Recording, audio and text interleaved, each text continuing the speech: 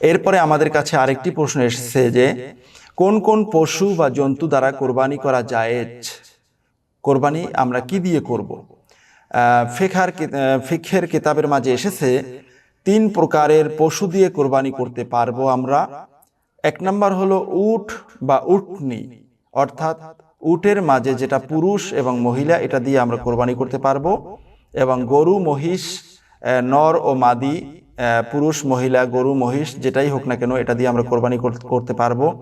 ছাগল, দুম্বা, বেড়া, এটাও পুরুষ বা মহিলা বা খাসি যেটাই হোক না কেন, সেটা দিয়ে আমরা কোরবানি করতে পারবো। এছাড়া অন্য কোনো জানোয়ার দিয়ে কোরবানি করা বৈধ নয়। যেমন বন্য হরিণ বা বন্য অন্য কোনো হালাল প্রাণী, এটা দিয়ে কোরবানি করা বৈধ হতে পারে না।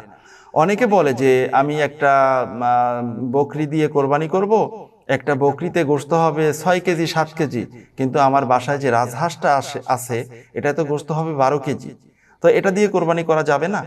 না, ইসলামী শরীয়ত বলছে এই 3 প্রকারের পশু ছাড়া অন্য কোনো পশু দিয়ে কোরবানি করা বৈধ হবে না।